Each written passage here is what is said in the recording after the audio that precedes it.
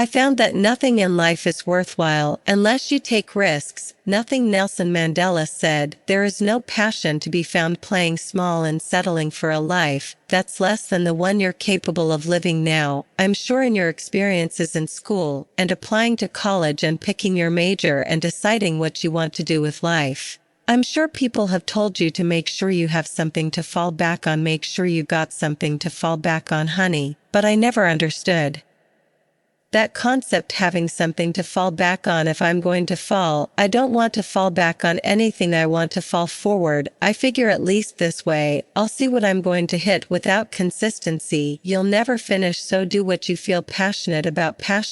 Take chances. Don't be afraid to fail. There's an old IQ test was 9 dots, and you had to draw 5 lines with a pencil within these 9 dots without lifting the pencil. The only way to do it was to go outside the box.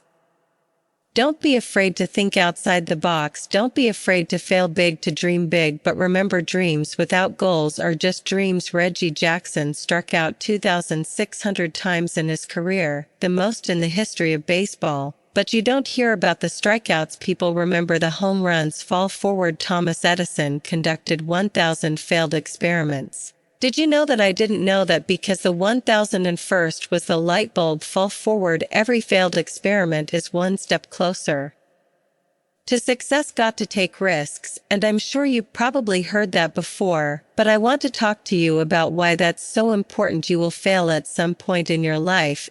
You will lose, you will embarrass yourself, you will suck at something, there's no doubt about it. And I know that's probably not a traditional message for a graduation ceremony, but hey, I'm telling you, embrace it, because it's inevitable in the acting business. You fail all the time. Early on in my career, I auditioned for a part in a Broadway musical. Perfect role for me, I thought, except for the fact that I can't sing. I didn't get the job. But here's the thing, I didn't quit. I didn't fall back. I walked out of there to prepare for the next audition and the next audition and the next audition. I prayed, but I continued to fail and fail and fail. But it didn't matter, because you know what, there's an old saying, you hang around the barber shop long enough, sooner or later you're gonna get a haircut, so you will catch a break. And I did catch a break. Last year I did a play called Fences on Broadway. But here's the kicker, it was at the Court Theater. It was at the same theater that I failed that first audition 30 years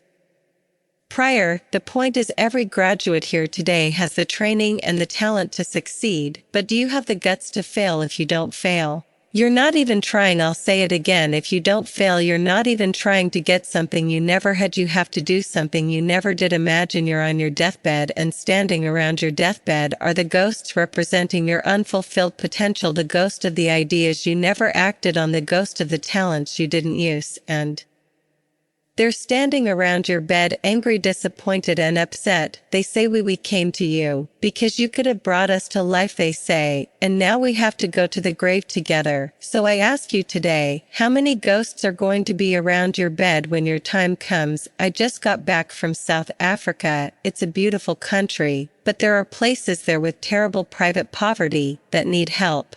And Africa is just the tip of the iceberg. The Middle East needs your help. Japan needs your help.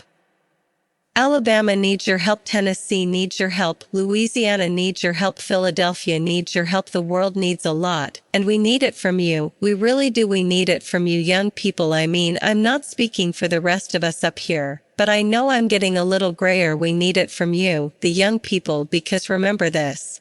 You got to get out there. You got to give it everything you got, whether it's your time, your talent, your prayers, or your treasures. What are you going to do with what you have? I'm not talking about how much you have. Some of you are business majors. Some of you are theologians, nurses, sociologists. Some of you have money. Some of you have patience. Some of you have kindness. Some of you have love. Some of you have the gift of long suffering. Whatever it is, whatever your gift is, what are you going to do with what you have all right now? Here's my last point about failure. Sometimes it's the best way to figure out where you're going. Your life will never be a straight path. I began at Fordham University. As a pre-med student, I took a course called the Cardiac Morphogenesis. I couldn't read it, I couldn't say it, I surely couldn't pass it. So then I decided to go into pre-law, then journalism, and with no academic focus, my grades took off in their own direction. I was a 1.8 GPA. And the university very politely suggested that it might be better to take some time off. I was 20 years old, I was at my lowest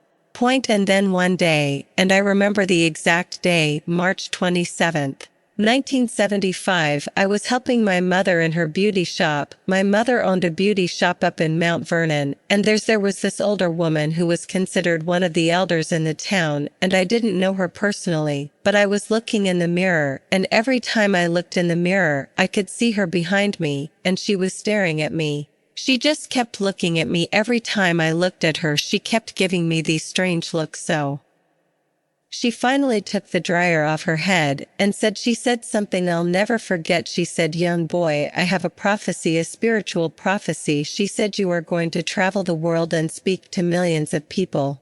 And in the years that followed, just as that woman prophesies, I have traveled the world and I have spoken to millions of people through my movies, millions who up until this day couldn't see me, who up till this day I couldn't see while I was talking to them, and they couldn't see me. They could only see the movie, they couldn't see the real me. But I see youth today, and I'm encouraged by what I see. I'm strengthened by what I see, because taking risk is not just about going for a job. It's also about knowing what you know and what you don't know. It's about being open to people and to ideas. The chances you take, the people you meet, the people you love, the faith that you have, that's what's going to define you. Never be discouraged, never hold back, give everything you got, and when you fall throughout life, remember this: fall forward you.